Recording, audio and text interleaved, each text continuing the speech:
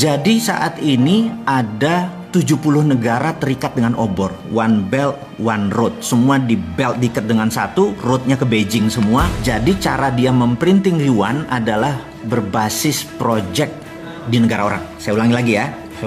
IMF memprinting money dolarnya menggunakan project di negara lain, dan itu sekarang ditiru oleh obor One Belt One Road-nya dia. Jadi negara-negara 70 negara, ada Pakistan, ada Sri Lanka, Papua Nugini. Mungkin 60% portfolionya diambil oleh obor tadi. Jadi dia ngeprint yuan berbasis project di negara lain gitu ya. Nah, apa yang Amerika lakukan adalah Amerika mau melakukan deoborisasi. Jadi dia mau cara membuat miskinnya project obor itu adalah deoborisasi. Jadi kalau Trump menang, menurut saya Cina lewat. Tapi Trump ini compang-camping sekarang karena globalis cabal, si kaum Bilderberg sangat benci sama Amerika karena globalis cabal itu sudah kawin sama Partai Komunis Cina, sehingga seluruh proyek globalis semua ada di Cina. Jadi sekali lagi, ini menarik nih. Cina pasang badan sebagai underlaying, sebagai pondasi dari seluruh globalis cabal. Cina bermain karena globalis senang sama negara otoriter. Dia nggak senang sama negara demokrasi. Otoriter kan one man, suara pemimpin langsung diikuti suara rakyat. Rakyat nggak mau disikat rakyatnya gitu ya. Itu anti demokrasi gitu. Nah, globalis cabal ini anti kemanusiaan. Mereka mendukung aborsi, mereka mendukung LGBT gitu ya. Sementara itu bukan portfolionya Bosman. Portfolionya Bosman adalah kita mendukung life, kita anti aborsi, orang aborsi kita nggak boleh, kita nggak mendukung LGBT dan lain sebagainya. Dan ini mau clear, saya mau katakan. Jadi sekali lagi, Indonesia harusnya bagaimana gitu ya. Saran saya, Indonesia adalah tidak ke Amerika, tidak ke Cina, tapi bukan netral. Sekali lagi, ini harus diingat deh. Netral itu artinya nggak ada posisi. Kita harus ambil posisi. Jadi saya berharap Indonesia ke depan memanfaatkan konflik kisruh ini. Saya udah pernah cerita tentang choke point. Sekarang kita nggak bicara itu. Kita ada lagi untuk menyelesaikan masalah itu adalah, nah ini. Jadi sahabat semua, kira-kira 2 minggu yang lalu saya membuat video yang ternyata sangat menggemparkan karena video itu adalah The Secret Meeting That Changed Indonesia. Di mana saya terinspirasi dengan peristiwa tahun 89, di mana ada The Secret Meeting That Changed China, di mana China merubah center of gravitatis atau pusatnya dari menjadi independen, menjadi tidak bergantung pada IMF. Dia punya ukuran sendiri, dia punya hukum dagang sendiri, dia punya meteran sendiri yang dia lakukan dan membuat China sebesar sekarang. Itu sebenarnya saya sangat terinspirasi dengan China, bahwa Indonesia waktunya sekarang. Kenapa waktunya sekarang? Saya mau terang. Nomor 1, 2 negara lagi perang. Dan ini adalah perang benar-benar pasti terjadi. Dan begitu mereka memenangkan perang, misalnya Tiongkok memenangkan perang, ya sudah, dunia akan rule by Tiongkok. Kemudian kalau Amerika menang, ya rule by Amerika gitu ya. Dan kita tahu bagaimana Amerika rule the world-nya gitu ya. Nah, sekarang who will win? Pertanyaannya, siapa yang akan menang? Dimanapun perang, panjang syaratnya ya. Kalau perangnya panjang, dua-duanya hancur gitu ya. Maka itu saya mungkin orang yang paling aneh mengharapkan ini perang fisik, benar-benar tembak-tembakan dan perangnya lama, dunianya hancur dua-duanya. Ini kesempatan kita unggul, itu satu. Yang kedua adalah kita ini mau mengingatkan Pak Jokowi. Pak Jokowi, Anda orang paling beruntung sedunia, di mana Anda saat ini mempunyai suara di partai itu lebih dari 60%, bahkan saya menduga lebih dari 70%. Kalau Anda udah dapat 70%, 2/3 suara lebih, Anda absolut. Dan ini bagus. Kenapa bagus? Karena kalau politiknya gonjang-ganjing, Anda nggak kontrol, Anda tidak bisa melakukan apa yang akan kita sarankan. Jadi saya ada 2. Nomor 1, kenapa saya sebut time is now? Time is now gitu ya. Pak Jokowi nggak bisa. Saya sengaja sekarang bicaranya kepada pemimpin tertinggi yang secara sah Anda berkuasa. Saya mau mengingatkan, Pak, ini perang gitu ya. Perang ini Anda harus ubah seluruh pemainnya yang jago perang. Percaya saya, kalau Anda masih pakai tim yang lama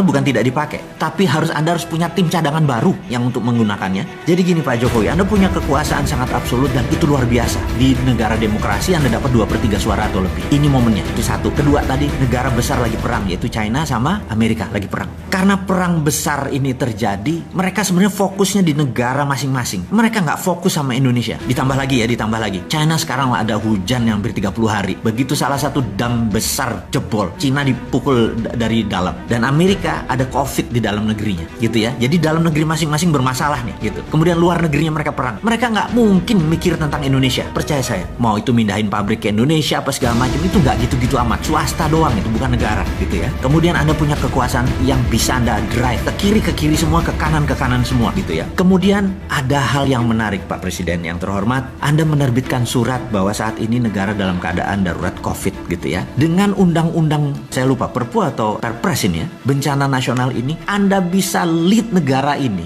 menjadi sangat ngebut di mana dunia yang lainnya akan lumrah. Iya deh, nggak apa-apa deh gitu ya. Dan terakhir yang nomor 4, Pak Jokowi, saat ini semua negara melakukan yang namanya deglobalisasi. Deglobalisasi artinya dulu kan ada namanya global supply chain. Jadi ini nyuplai ke sini, nyuplai ke sini, rumit sekali global supply chain. Sekarang banyak negara yang lagi diblok, lagi nutup, lagi mau perang dan lain sebagainya. Jadi deglobalisasi adalah every country for their own. Jadi Indonesia untuk Indonesia, Singapura untuk Singapura dan lain sebagainya. Jadi Indonesia sangat diuntungkan karena Indonesia bisa makan dengan bangsanya sendiri. Kalau ke Singapura, begitu deglobalisasi langsung shrinking 40%. Bapak tahu bahwa dia mendadak langsung turun ekonominya 12% dan shrinkingnya itu 40%. Jadi mengecil mendadak volumenya. Korea Selatan sudah mengecil karena nggak ada bahan baku. Indonesia nggak ada masalah, Indonesia nggak akan mengecil. Dan sekali lagi yang kita mau ingatkan, dengan 4 hal itu, maka yang kita harus lakukan adalah melakukan apa yang China lakukan. Kita tiru, jangan ngikuti maunya Cina, tapi tiru langkah Cina. Cina 30 tahun yang lalu, saya udah berkali-kali bilang, dia menerbitkan renminbi dengan yuan berbeda. Renminbi berdasarkan project itu ya.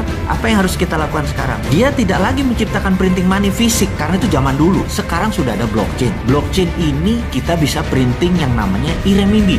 Ini kalau kita Cina. Dia sudah melakukan e-renminbi. Mulai Mei dia melakukan e-renminbi dan puncaknya 2021 dia akan melakukan e-renminbi menggunakan digital currency berbasis blockchain. Apa yang kita lakukan? Kita juga sama. Gunakan e-rupiah untuk membangun ekonomi Indonesia seperti halnya e-renminbi. Sama persis copy paste dan Anda nggak usah ragu-ragu, Pak. FGD mikir dulu INA itu, Pak. Saat ini kalau mau menggunakan cara pemikiran bos-bos kita, pejabat-pejabat kita yang masih dengan cara Keynesian, masih dengan cara ini nanti inflasi segala macam, di digital blockchain nggak bisa korupsi. Orang datanya kita tahu kan, trusted open ledger gitu ya. Jadi cara bantunya kemana? Ke UKM industri nomor 1, UKM yang trading nomor 2, tapi trading lokal, jangan ada import dan ekspor. Jadi UKM kalau mereka misalnya perlu duit 1 miliar gitu ya, mereka punya jaminan katakanlah project aset, mereka bisa kita valuasi kok aset mereka 500 juta gitu ya, kasih 300% Pak, bukan kayak kredit bank sekarang punya 1 miliar keluarin cuma 70%, punya 1 miliar keluarin 3 kali lipat. Rupiah tadi adalah Anda cuma digital, nggak perlu ngeprint, nggak usah ngabisin kertas, langsung pindah, dan infrastrukturnya udah ada, sudah ada OVO, sudah ada GoPay, sudah ada Dinaran. Anda udah ada pakai Dinaran, tinggal distribusi aja, tinggal mau 3 miliar tadi untuk sektor produksi, pokoknya 5 tahun mereka nyicil setiap bulan berapa, balik. Saya yakin Pak, kalau Bapak lakukan itu, ekonomi Indonesia, terutama industri Indonesia akan the best in the world. Pada saat mereka perang ini Pak, kita nyolong di tikungan. Jadi 2024 kita bisa number 1 country, bukan number 4. PricewaterhouseCoopers pernah bilang kita akan big 5. Enggak Pak, kalau perlu kasih saya untuk operasi intelijen Pak, saya bikin Amerika sama Cina malah perang Pak. Kasih gua 1 pesawat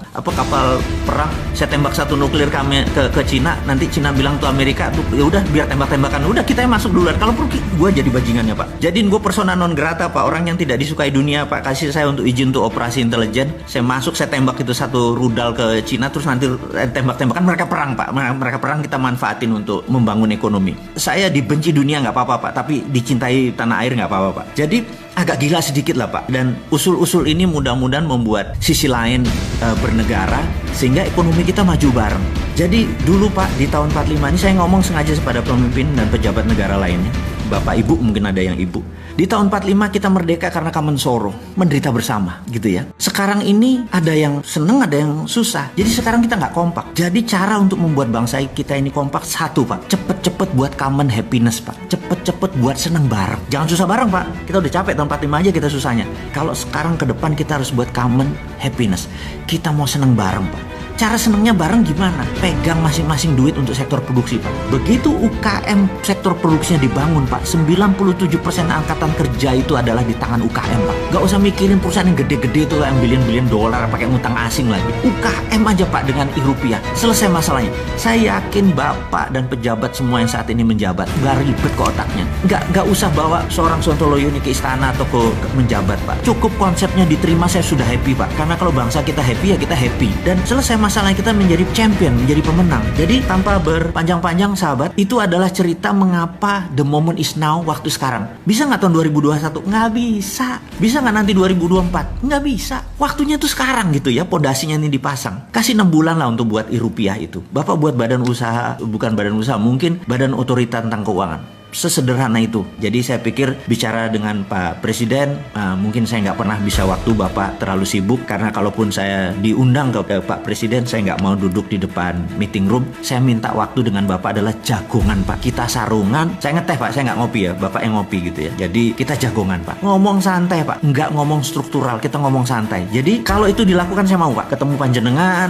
kita ngobrol, ngarol ngidul, terus sharing. Dan saya sederhana, Pak, orangnya, Pak. Saya nggak minta jabatan, saya minta Bapak yang melaksanakan karena Bapak megang mandat untuk menerbitkan e-rupiah. E-rupiah itu solusi. Semua infrastrukturnya ada, Pak. Dan saya tahu tim Bapak kuat.